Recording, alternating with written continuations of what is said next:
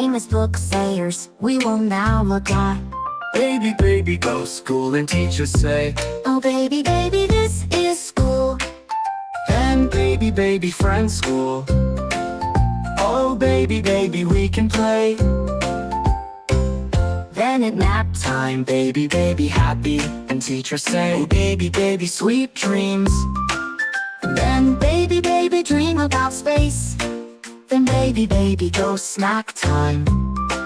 And baby, baby tries to get second cookie. And teachers say, oh baby, baby, sharing is caring. Then baby, baby, go home and mommy say, oh baby, baby, you like school. Then baby, baby say, Yeah. and baby, baby, Parents get happy. and baby, baby, have party. The end. That's baby, baby part 1 in the baby, baby starters. Each book costs a $9,000, but they teach kids how to say poop, And be nice. and share, and teach to ask parent for more. Baby, baby, now we read part 2. Baby, baby, Second day of school. baby, baby, go to school again and go to lunch. And baby, baby try New food, and baby, baby, like it. And then teachers say, oh baby, baby, you're trying new food. And baby, baby, get award. And baby, baby, happy. The end. That's baby, baby, part 2. Baby, baby second day of school. It costs a $10,000, but you can join Baby, Baby Book Club, where you read Baby, Baby, and it only costs a $20,000.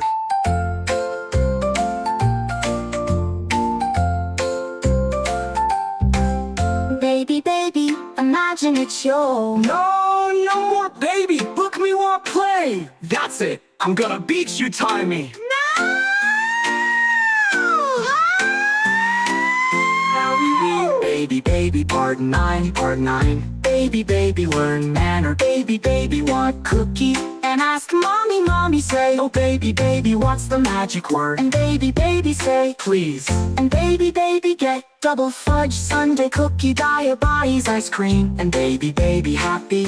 The end. That's Baby, Baby, part 9. Baby, baby learns manners. It only cost a $19,000. Also Baby, Baby Book Club price increase. It now $100,000 a month. But if you buy new Baby, Baby Book, Baby, Baby part 59, Baby, Baby Jumps at Park, then you get a 1% discount. And Baby, Baby Jumps at Park cost a $50,000.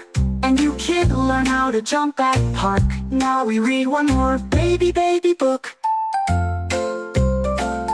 Baby, baby says poop. Baby, baby, go to school and teacher teach baby, baby, poop. And baby, baby then say pop. Then teacher say, oh baby, baby, you so silly. Then baby, baby say poop. Then teacher say hooray. Then baby, baby get award and get happy. Baby, baby, the end. That was Baby, Baby part 5. Baby, baby says poop, and it costs to $12,000. Baby, baby falls down the stairs and out the window, gets hit by a car and breaks his neck. Baby boo, why you say that? Now I'ma whip you. No!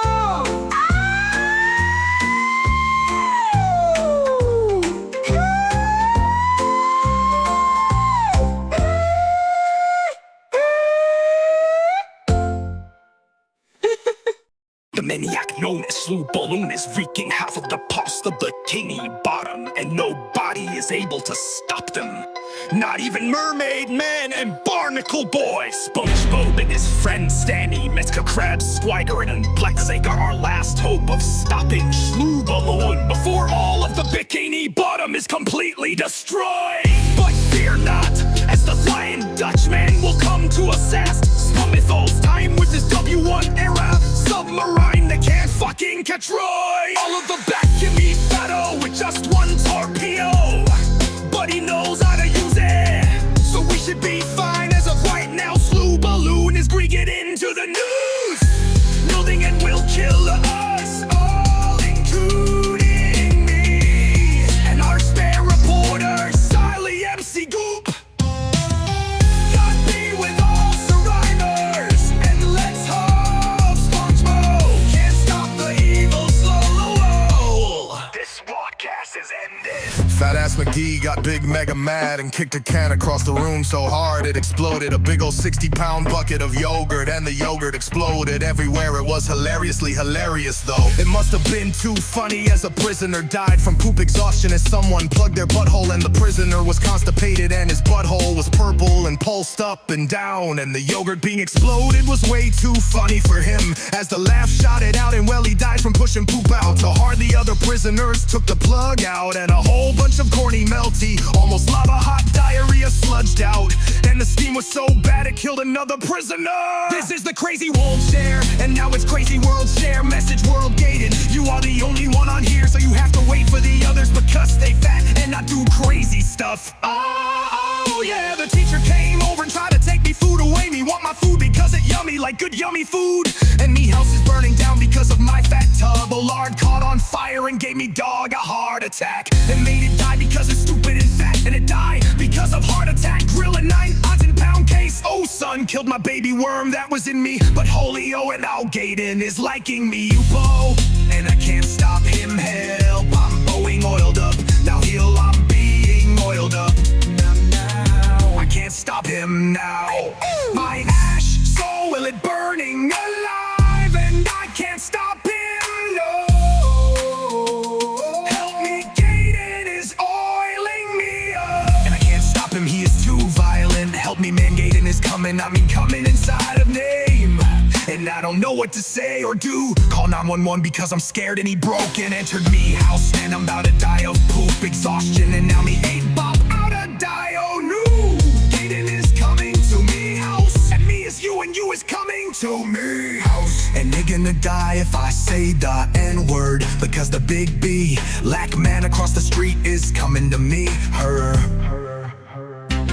And now I'm about to die because of that, and now I don't know when hat to do because Big Dick Randy is coming to me soon, and I'm scared because Dylan Gaden is coming. If he's scary, thought Halloween, and now I have chronic disease, and now I'm gonna have mega diarrhea, and now I'm having honorary dysentery and Samsung tar.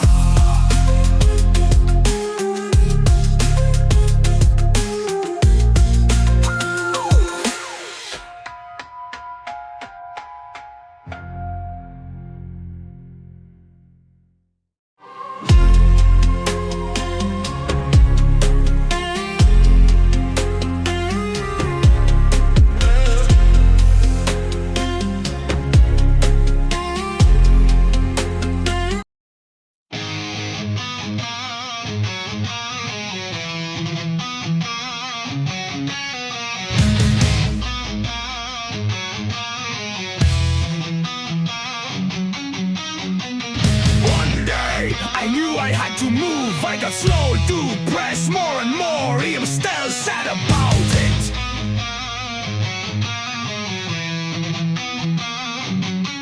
A new home isn't fun, it was sad, very sad. I'm still sad, I loved it. It was a park for my cat, plap she till so many me is. My booty showing was my best friend at the gym. I miss everything, Tar. I even miss my dog Nigeria. I'd sad to watch everything go away until me mommy said I can go to Porgolini Safari. But I'm still sad about it. Me mom killed me with a 308 900 round assault rifle until me by Nick Fountain she killed me with gun 980.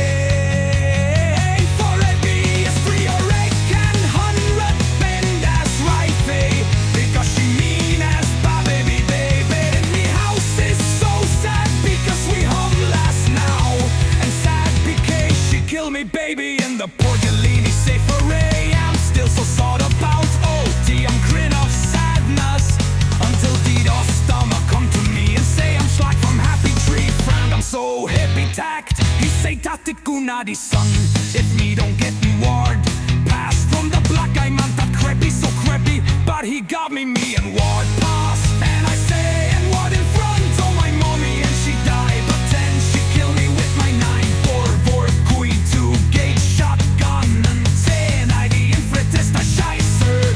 My pops until me Bobby Chew, baby come through Lake Nana from Cyber Seabull Stippos Nivaldo 10 big gog till me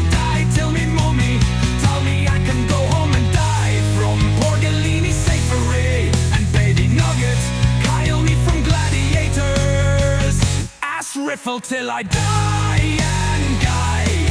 Till me Munich jingle and I buy 900 big puppy. Sell dildos 10, I put them in me butt. And I D from penetrate 10, I play well and playground. And do my hearse in my face and melon play grub because I'm cosmic king in the USA. Gerne ist sehr schön, aber ich habe das stressig und näher, because meine Nager ist sehr idiotensicher. Ha, ha, ha, der König ist, oh, hoffe, meine Dinge den Mund halten. Ja, ja, ja. Nein, bitte, nein, bitte, nein, bitte. Oh, no more German Land, High-Ton. Zweite, meine Ick ist sehr dumm. Aber meine Baby ist sehr laut, ein Gift damit Stund. Denn der den Hund. Ob das hell ist, hält. Meine Held ist her. Denn mi Mu, mi mag, mi Pop, mi Pints becomes mi Klum, Backfrum. Porgelini, Safari, and se mag mi going big metal box becomes se I fart an me. Mu mi mag mi Vater, because der Puh mag mi Fröd für Baby im Wand. Bibbel, Puss, Bagel.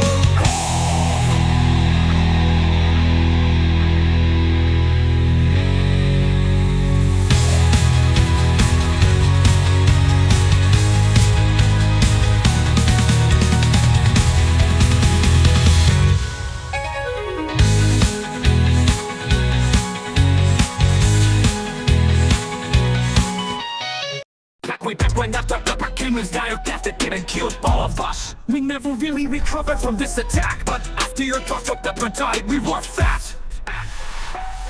Obese rage is coming to you is when you keep farting. That means that the obese rage master for tummy touch will come to you. Your hustle and bomb mom, everything all with Dr. Poo-Poo's binding in it, there a knife, every day's in a big yo, cereal.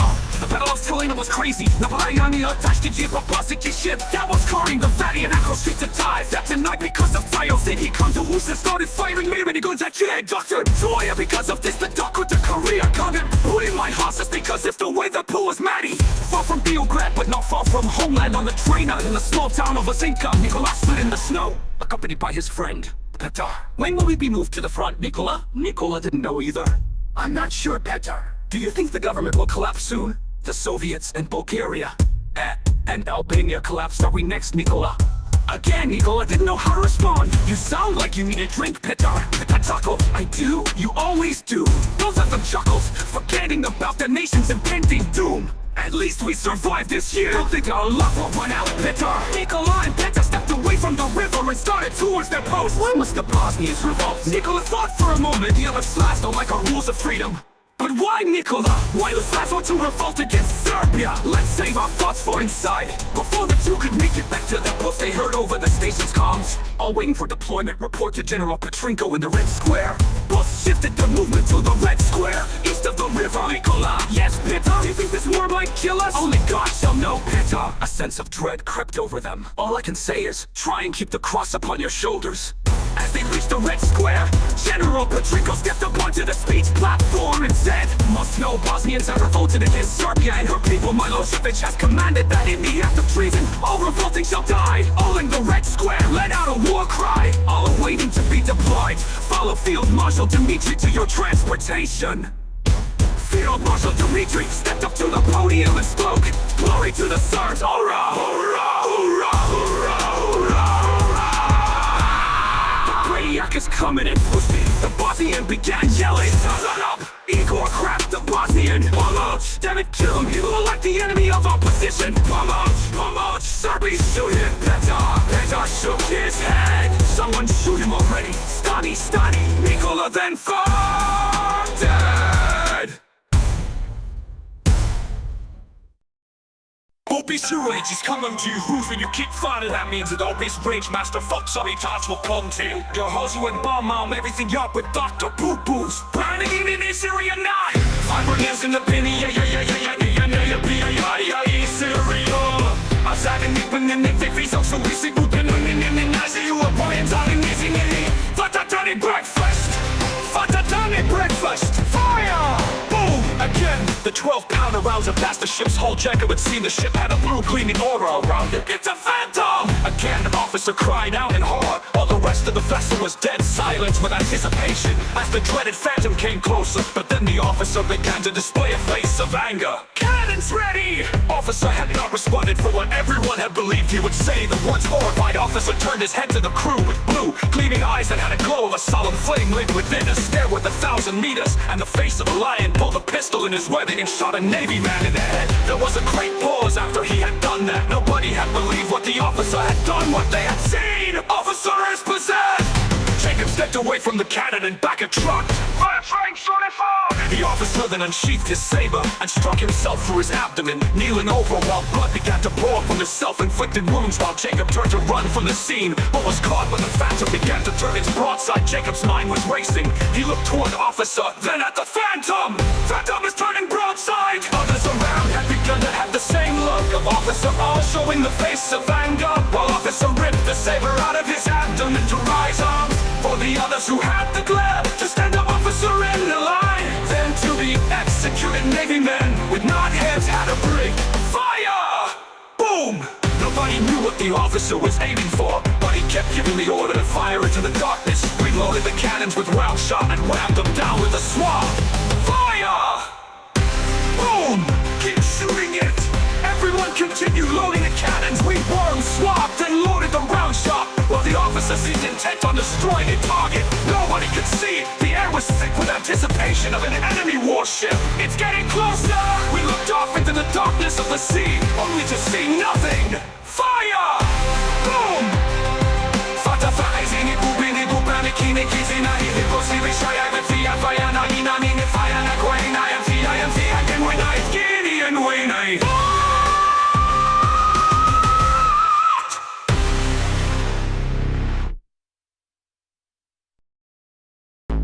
You was a pretty big fan. Here we come, a mass of people appeared outside of Resident Lucas Evans' house this morning. We believe he is the cause for this. Hej, ne reci tu o mojoj zemlji, ništa nisam učinio da tako pričate o mojim ljudima. Sada dolazimo u vašu kuću, sljedeće vijesti, gospođo, ovo je sve vaša greška.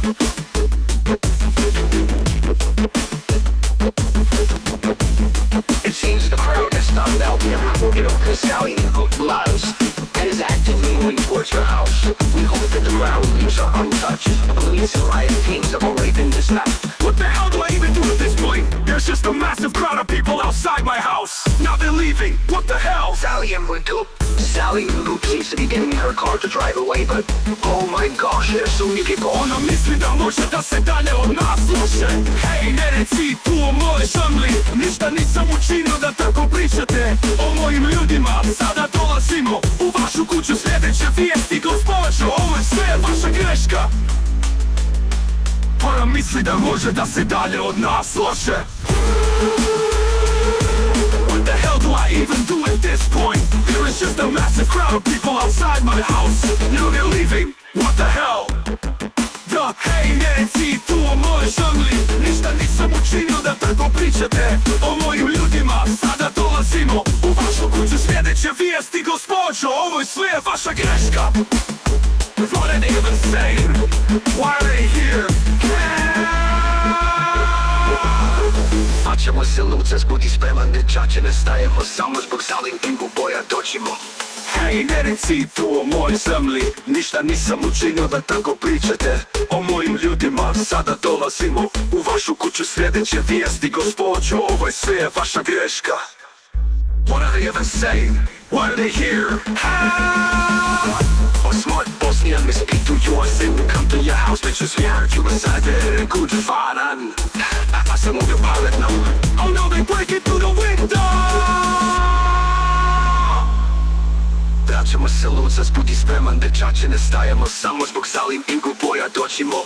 Hej, ne reci tu o mojoj zemlji, ništa nisam učinio da tako pričate o mojim ljudima. Sada dolazimo u vašu kuću, sljedeće vijesti, gospođo, ovo je sve vaša greška.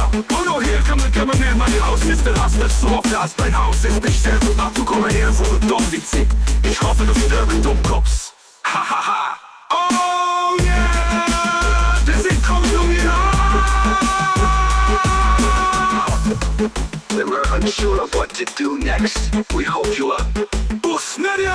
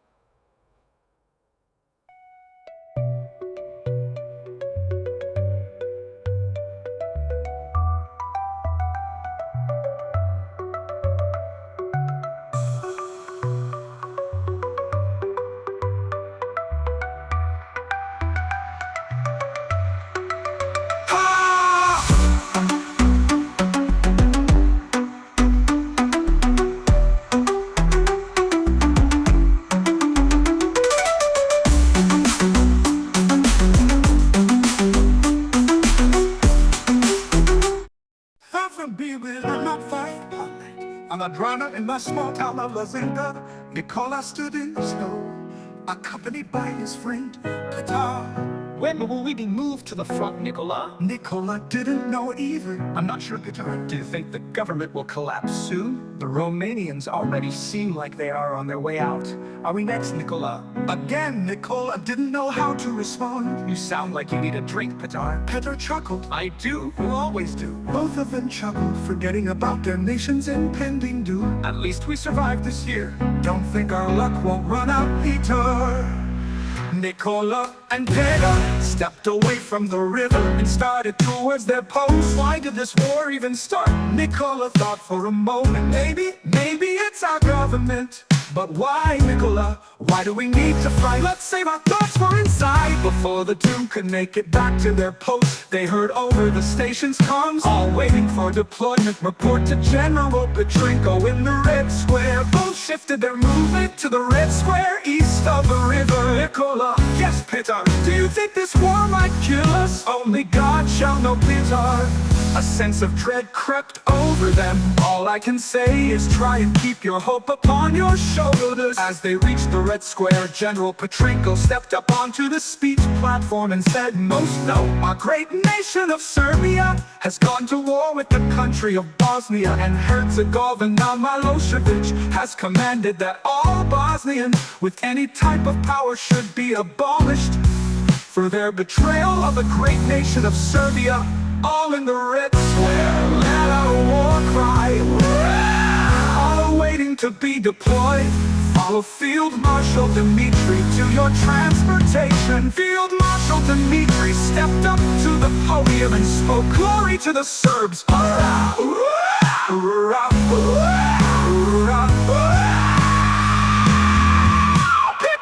was anxious the whole night. He was scared out of his mind to fight.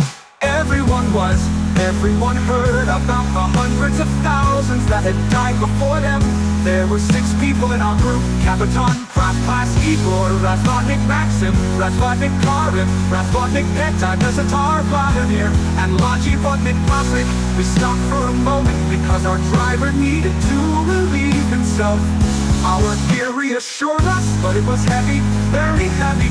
And it felt terrible to wear. It felt as though he had been anchored to the ground. Eventually, Igor had to take a piss break, so they stopped the car. Do you think they just weigh this stuff down to convince us it works? I wouldn't doubt it. Smart Kravinima, a Bosnian civilian, was yelling at Nicola and his allies. You won't say that ever again. His commander Igor, now finished, walked over and slapped the Bosnian civilian in the face and yelled at him, "I should shoot you on the spot for this." Igor then farted.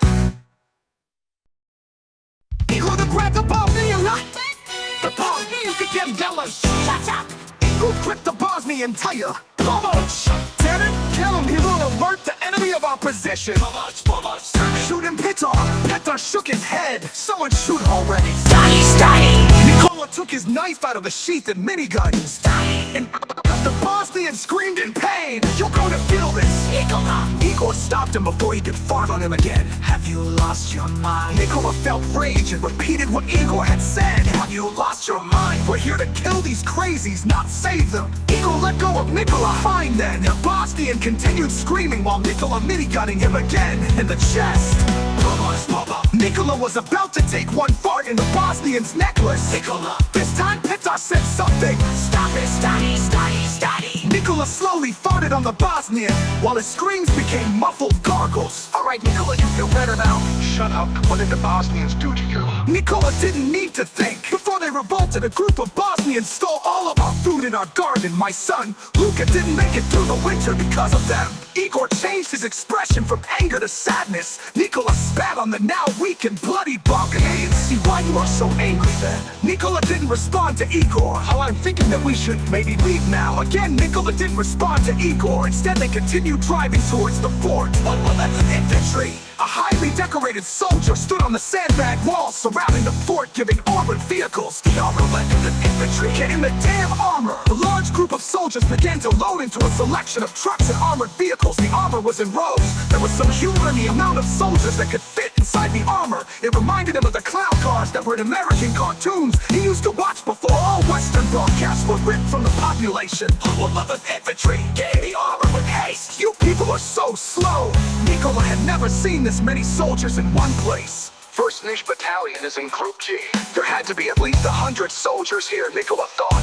Again, 4th Beograd and 1st Niche Battalions. Nicola was in the 11th Infantry, so he followed the crowd, hoping to be deployed without issue. He signaled for Peter to follow him, and they both clambered into an already stuffed armored van. It was just a white van with sheet metal layered and bolted onto the van with lettering that read Bosnian Cooper, and above that, red tires of war, all in dark blue with a red shadow. After Nicola and Peter had crammed themselves into the van, the driver spoke through a caged window. You know the tires of this fart.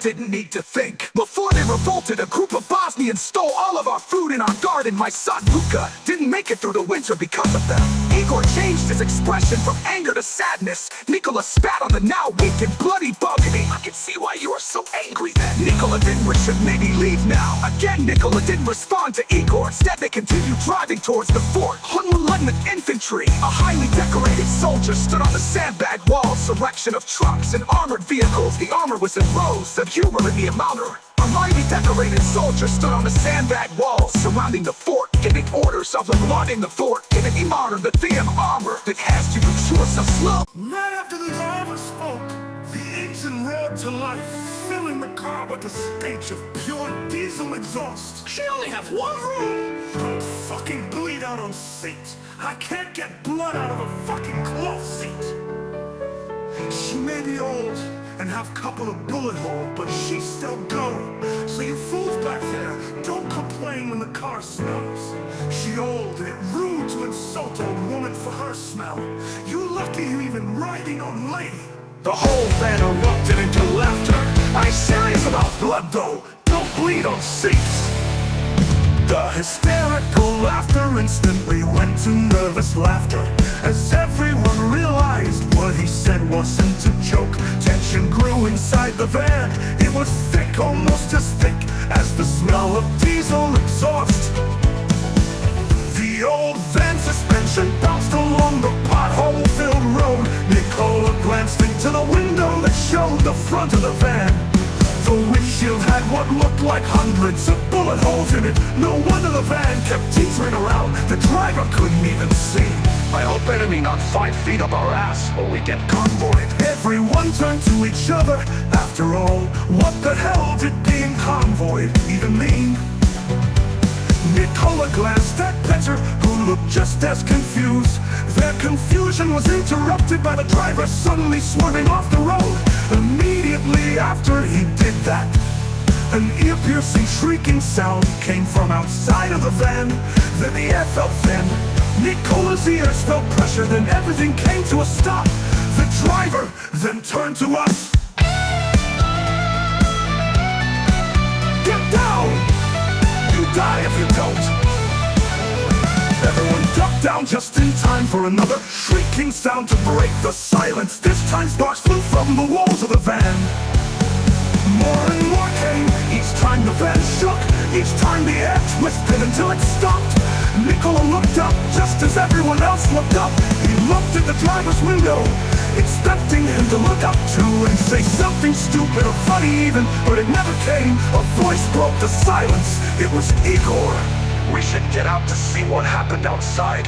Nobody responded, so Igor mumbled to himself and opened the door, then slipped out. Everyone followed him. When Nicola stepped out of the van, the sun hit him like a punch in the face. Even though it had felt like only moments ago they left the base. but his eyes were still adjusted for the dark interior of the van.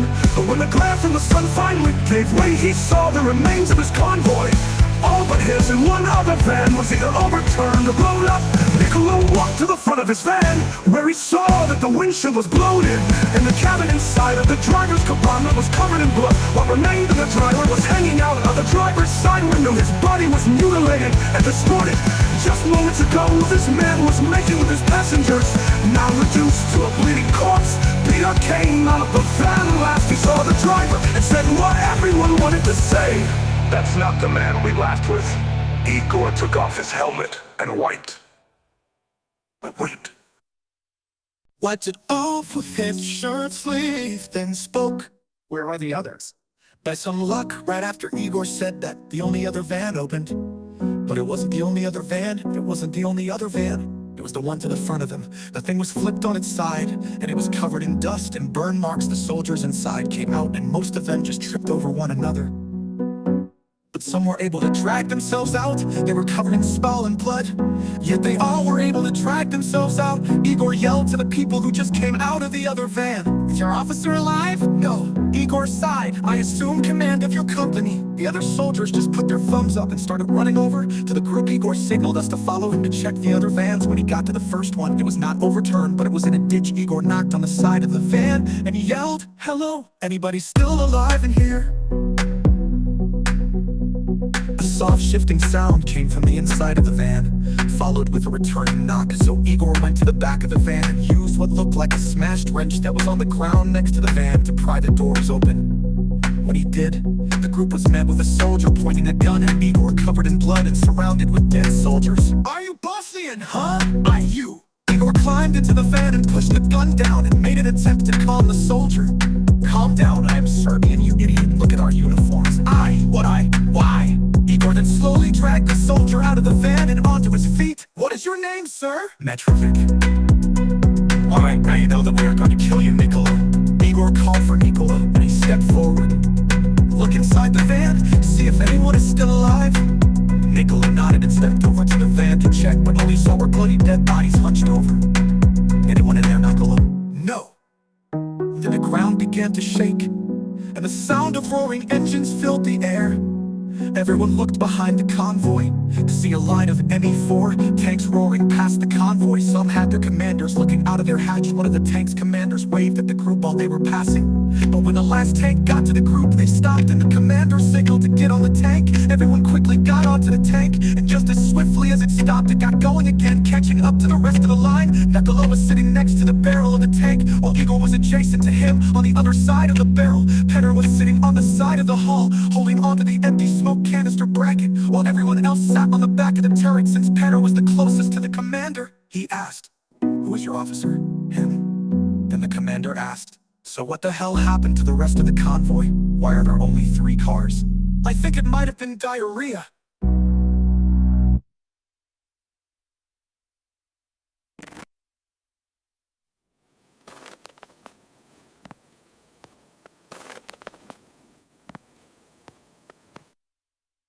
Off along with India food. Then we'll be going to India, South Africa, because the only way. We left the room so Middle East instead of the South Africa. You Kazi. Then Columbus went super mega far through the Atlantic Ocean and landed on India like a beached whale. Then some fat guy named Balololololololo came up to his fat obese body and said, "Ooh, hey, oh, which meant you white, that mean you God.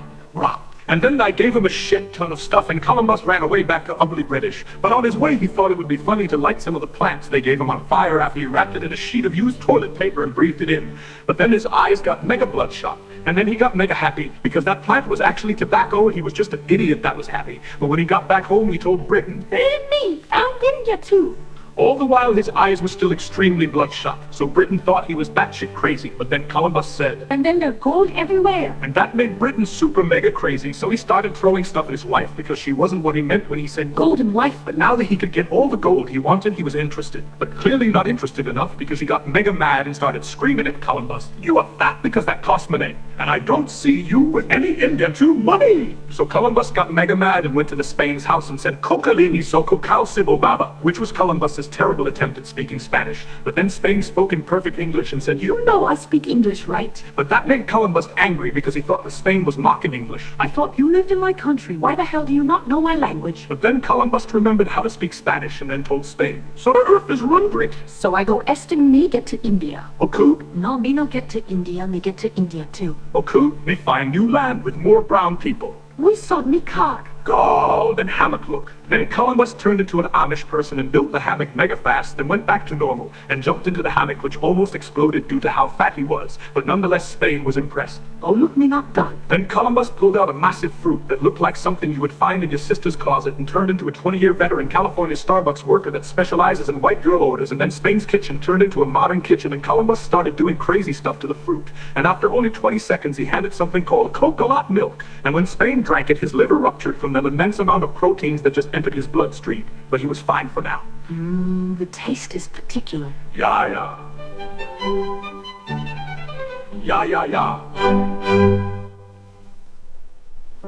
Then Columbus shit his pants and whipped it off and then rolled some tobacco into a cylinder and lit it and handed it to Spain. Suck it! What? Suck it? Okay then. When Spain breathed it in, he just flat out died because all the blood drained from his brain, but since the coconut milk was full of proteins that are better than anything else on the planet, he came back to life and his liver was fixed.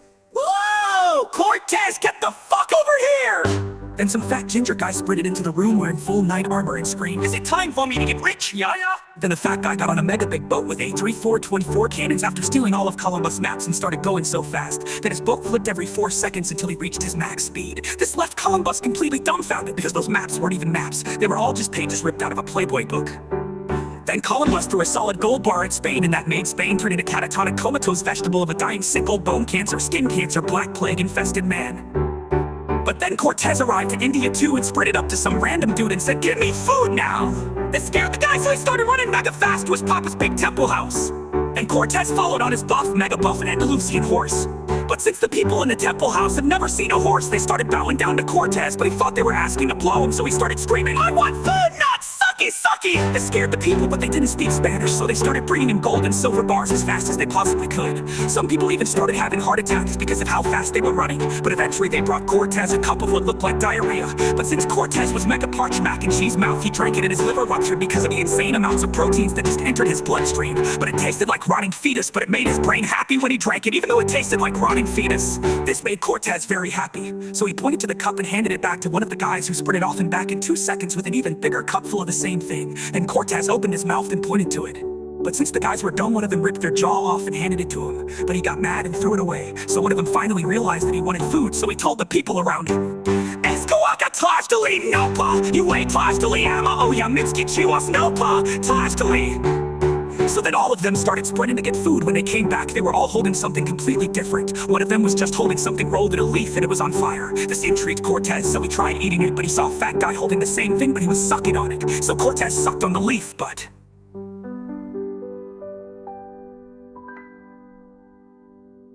So then all of them started sprinting to get food. When they came back, they were all holding something completely different. One of them was just holding something rolled in a leaf and it was on fire. This intrigued Cortez, so he tried eating it, but he saw a fat guy holding the same thing, but he was sucking on it. So Cortez sucked on the leaf, but...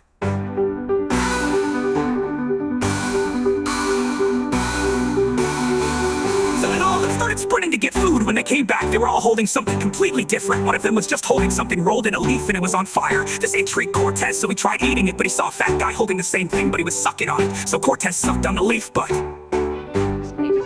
He stopped working, but also made him mega hungry. So he started eating all the food the people were giving him. Eventually, he got so fat that he had to be placed on a cart and rolled into the ship, but only after telling the people that he needed gold and silver, of which they gave him 43,337 gold bars and 43,93,374, 43,93,333,743,33,33,33,33,33,33,33,33,33,33,34 silver bars. But then some guy named Pretzel Pointy came up to Cortez and said, "You are no god," in perfect Spanish that scared Cortez. So he ran away and got in his mega boat. So when Cortez got back to Spain, he was so obese that he was the size of a house and had to be rolled on a cart back to Spain's house. But when Spain saw him, he got mega happy came up to Cortez and said, "You are no god," in perfect Spanish that scared Cortez. So he ran away and got in his mega boat. So when Cortez got back to Spain, he was so obese that he was the size of a house and had to be rolled on a cart back to Spain's house. But when Spain saw him, he got mega happy because this meant they were mega rich. But then Columbus said, "I want some too!" But Spain wasn't willing to share, so he shot Columbus and his brain matter exploded all over Britain and France's house, which gave them ideas to do the same thing that Cortez did. Since Spain was super proud of Cortez's work, he let him keep 300 gold bars and 500 silver bars for himself, but he already died from obese. But when the British sent a team of fat people to the place Cortez went to, so they could get mega rich, they just found 3 million rotting blackened corpses with lumps all over them. So instead of going there, they went to this place called Papua New Guinea and made a colony. But then one day when more people were scheduled to show up, the whole camp disappeared, and the ship full of people left because they got scared. But before they left, they saw something carved on a tree, and it said, "If you read this, you is a gay." But since gay was super hated in this time period, the guy who read it was beaten and left there on the land where nobody lived, never to be seen again. Only 7 years after that, Britain sent more people, and this time they actually survived. Never mind, they all died immediately. Then they sent more people, and this time they were able to build a house. This followed by France building a house there too, and everyone lived happily ever after.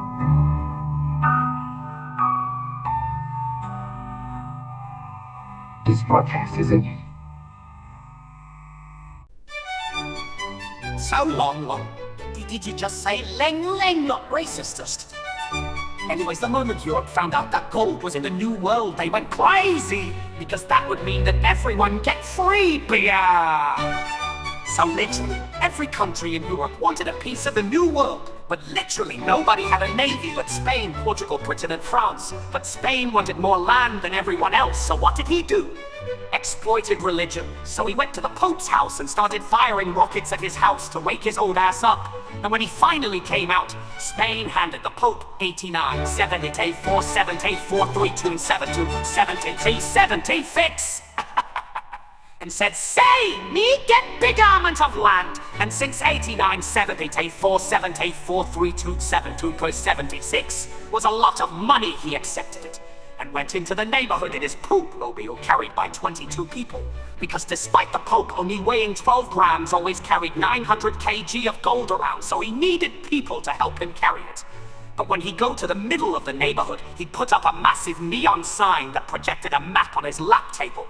And since it was so bright, everyone came outside of their houses, and Battery, it was 2 a.m., so everyone is mega mad that they are being woken up. But then the Pope takes out a crayon and draws the straightest line he can. But since he is 8,000 years old, it looks like he is having a seizure. But anyways, when he is finished, he says, "This is it." Then he has a heart attack and dies, so another Pope that they had in the spare tire section of the mobile. Even though there aren't any tires on it, it's just carried by 22 people. Came out and sat down to finish the sentence. "This side of the world is Spain." Then the new Pope has another heart attack, so they get another one out of the spare tire section of the mobile, and he sits down and starts speaking again. "Was do you figured?" But since this one was autistic, he didn't know how to read, so he just started screaming, but he died of a heart attack again. After that, they got another Pope out of the spare tire section of the mobile, and he sat down and started speaking again. "This side of the world is..." He started having another heart attack, but since this Pope's girlfriend was watching, he acted like he didn't care and kept speaking.